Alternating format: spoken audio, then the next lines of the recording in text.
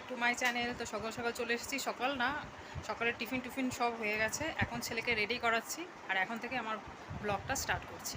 তো অলরেডি ছেলে রেডি হয়ে বসে রয়েছে এইখানটা, ওর টিচার এসে পড়িয়ে চলে গেছে, সকালের টিফিন খাওয়া হয়ে গেছে। স্কুল যেতে বারণ করছি কারণ আজকে কি আছে বাবু, আচ্ছা প্রায় পুজো চলে এসেছে, দ্বিতীয়া না তৃতীয়া, কিন্তু তবু স্কুল যাবে কারণ ওর বন্ধুরা যাবে, এই কারণে ও আজকে স্কুল যাবে। বলছে কালকে থেকে কামাই করবো, তো দেখা যাক কালকে থেকে কামাই করে কিনা, তাই তো। চলো আমি ওকে রেডি করিয়ে দিই।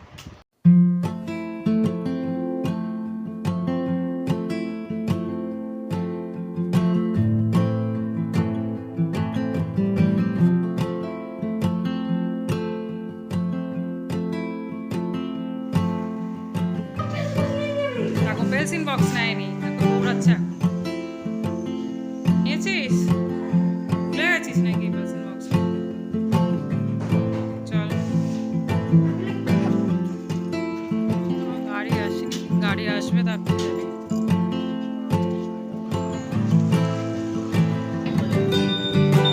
যা গাড়ি এসে গেছে।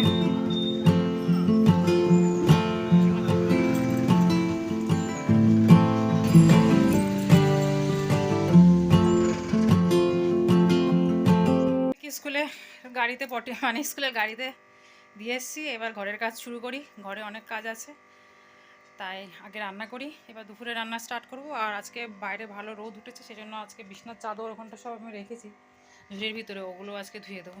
তো চলো আমার সাথে থাকতে থাকো, আর কী কাজ করি সেগুলো আমি তোমাকে দেখাতে থাকি। তো অলরেডি ওল সেদ্ধ আমার করা রয়েছে, আজকে করবো জলপাইয়ের চাটনি। এদিকে আলু রয়েছে করা, তো আজকে ওল করে নিই, ওলের তরকারি করব। আর আমরা খাবো চিলা, আমি আর আমার ছেলে, এই কারণে আজকে একটু ওটস আর একটু মুসুর ডাল আর ওটস মিক্সিতে বেটে তার মধ্যে একটু আদা দেবো, মিক্সিতে বেটে ওরা একটা চিলা বানাবো। তো ওটা করবো বিকেলবেলা, যখন ও আসবে। আর তার আগে আমি আমার হাজব্যান্ডের জন্য দুপুরের ওলের তরকারিটা আর জলপাইয়ের চাটনিটা আমি করে নিই তাড়াতাড়ি করে।